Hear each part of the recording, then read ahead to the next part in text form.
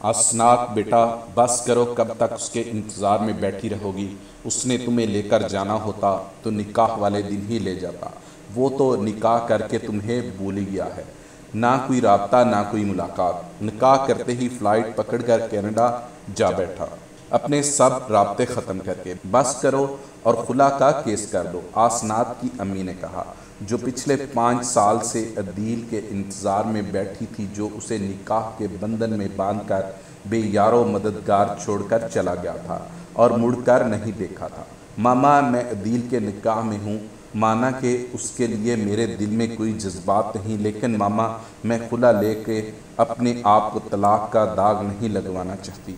मैं जब तक मुमकिन हुआ उसका इंतज़ार करूंगी, क्योंकि उसके साथ निकाह मैंने अपनी मर्ज़ी से किया था। आसनात ने कहा, हाँ हाँ करती रहो, और वो अपनी फरंगी बीवी बच्चों के साथ आन दमकेगा किसी दिन। आसनात की मम्मा ने गुस्से में उससे कहा। आसनात रोज़ अपनी माँ की जली कटी बातें सुनती थी और अपना दिल जलाती। वो अदील के साथ ना रहना चाहती थी और ना ही उसे छोड़ना चाहती थी। वो समझ नहीं पा रही थी कि उसके दिल में अदील के लिए क्या जज्बात हैं। इन सब बातों के बाद आसनात माजी में खो गई। अदील आसनात के ताया का सबसे छोटा बेटा था।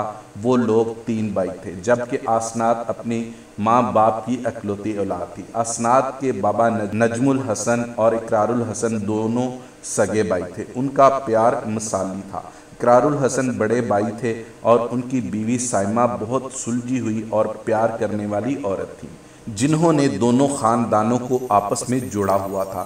शादी के बाद उनके यहाँ 3 बेटों की पैदाइश हुई, समीर, फैसल और अदील। जब नजमुल हसन की शादी रुबीना बेगम से हुई और उनके यहाँ आसनात की पैदाइश हुई, तो घर में दरारें पड़ना शुरू हो गई, क्योंकि रुबीना बहुत तेज़ मिजाज थी। शुरू से ही लड़ाई झगड़ा उनकी फितरत थी। उनकी वजह से दोनों घरों में दूरियां बढ़ती गईं और नौबत अलहदा अलहदा घरों तक आ गई। उस वक्त अदील 10 जबकि आसनात 5 साल की थी। अदील को आसनात पहले दिन से ही बा गई थी। गोल मटोल छोटी सी, जबकि वो उस वक्त सिर्फ 5 साल का था। उसने आसनात को अपनी मलकियत समझना शुरू कर दिया था।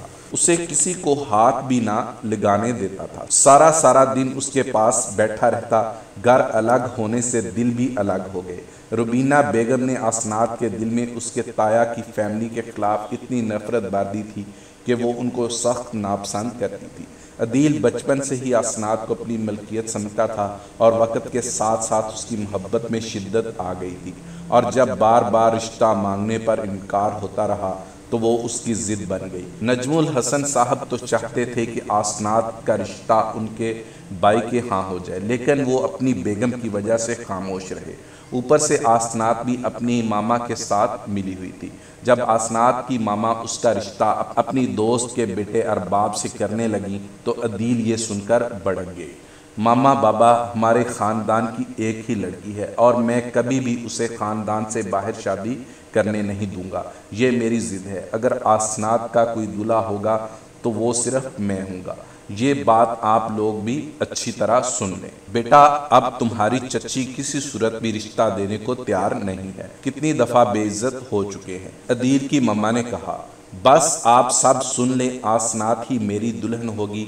मेरी आज की बात लिख लें। अदील ने गुस्से से कहा और निकल गया। आसनात की शादी की तारीख तय हो गई और शादी की तैयारियां ज़ोरों शोर से जारी थीं। मायूं और मेहंदी की तकरीबात गुजर गई। बेटा आसनात, जल्दी से उठ जा, पार्लर नहीं जाना है तुम्हें? उसकी मामा ने उसे जगाते हुए कहा। जी मामा, उठ रही हूँ। आसनात उठकर फ्रेश हुई और नाश्ता करके पार्लर जाने लगी तो उसके बाबा उसके कमरे में आए। आसनात बेटा, मुझे आपसे एक बात करनी है। उसके बाबा ने कहा, जी बाबा कहिए। आसनात ने अपने बाप के गले में बाहें डालकर कहा, बेटा अभी भी वक्त है। मैं नहीं चाहता कि तुम्हारी शादी अरबाब से हो। वो लड़का तुम्हारे लिए ठीक नहीं। तुम्हारी माँ तुम्हारे ताया लोगों को नीचा दिखाने के लिए तुम्हें इस आग में झोंक रही है। आसनात के बाबा ने कहा, बाबा प्लीज़, जो हो रहा है उसे हो लेने दें प्लीज़। उसके बाबा चुपचाप वहाँ से निकल गए, लेकिन आसनात के दिल में वहम छोड़ गए।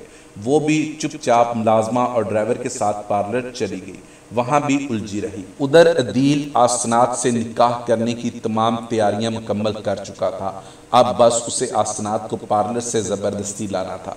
तैयार होने के बाद पता नहीं आसनात को क्या सूझी, उसने अदील को कॉल मिला दी। आसनात की कॉल आती देखकर अदील चौंक गया और फ़ौरन फ़ोन अटेंड किया। हेलो अदील, बोलो आसनात। उसकी आवाज़ सुनकर अदील का सारा गुस्सा जाता रहा। अदील, मुझे आकर ले जाओ, मुझे अरबाब से शादी नहीं करनी। ये कहकर उसने कॉल काट दी। अदील 10 मिनट में पार्लर के बाहर आ गया और आसनात को कॉल की। वो पार्लर के पिछले दरवाजे से अदील के साथ चली गई।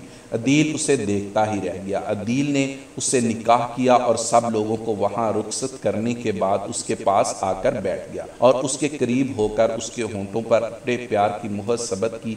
ये सब इतना अचानक था कि आसनात घबरा गई और उसको पीछे धकेल कर बोली, प्लीज़ अदील, अभी नहीं, मैं इन सब के लिए तैयार नहीं, मैं इन सब के लिए तैयार नहीं। अदील ने गुस्से से उसकी तरफ देखा और बोला, उठो घर चलें, और उसको लेकर उसके घर आ गया और सबको बताया कि आसनात अब मेरी बीवी है, कोई बारात नहीं आएगी यहाँ। ये सुनते ही रबीना ने हंगामा खड़ा कर दिया और नजमुल हसन साहब ने मुस्कुराते हुए दोनों को गले लगाया। बहुत खुश हूँ मैं आसनात, तुमने बर वक्त फैसला कर लिया। बाबा, सब कुछ अपने आप होता चलेगा, खुश रहो दोनों। अदील बेटा, रुखसती अब करनी है या बाद में? चाचू, अभी नहीं, जब आसनात मुकम्मल राजी होंगी तब करेंगे। मैं कभी भी अपनी बेटी तुम्हें नहीं दूंगी, आसनात की मामा ने बिफरे अंदाज में कहा शौक से, लेकिन अब तुम कुछ नहीं कर सकती। ये कहकर अदील चला गया और आज 5 साल होने को थे।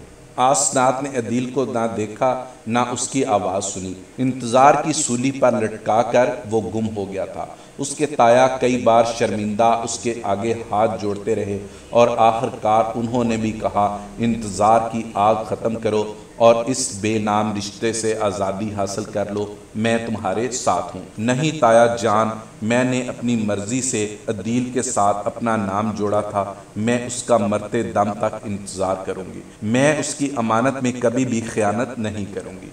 वो लोग ये बातें कर रहे थे कि अचानक से अदील वहाँ आ गया और उसने अपने बाप और बीवी की सब बातें सुन ली और बहुत शर्मिंदा हुआ कि उस दिन आसनात के मना करने पर उसको सज़ा बहुत लंबी दे गया और वो उसके बारे में ऐसा सोचती है। बाबा, अदील ने कहा तो आसनात और उसके ताया दोनों ने मुड़कर देखा और दोनों हैरानी से उसे देखने लगे। वो बिल्कुल भी नहीं बदला था। वो सबसे मिला। आसनात उसे देखते ही अपने कमरे में चलेगी तो वो उसके पीछे गया। अब क्यों आए हो आप? ऐसे करता है कोई भला? इतना लंबा इंतज़ार करवाया, मुझे आपसे ये उम्मीद नहीं थी। आप तो मुझसे मोहब्बत करते थे ना, और इतने लंबे इंतज़ार में मुझे झोंक कर चले गए। आसनात ने गिला किया। अदील उसके करीब आया और बोला, तुम्हें भी तो वक्त चाहिए था, याद नहीं क्या तुम्हें? अभी भी चाहिए क्या? इतना ज़्यादा वक्त भी नहीं चाहिए था कि मैं इंतज़ार करती ही थक जाती।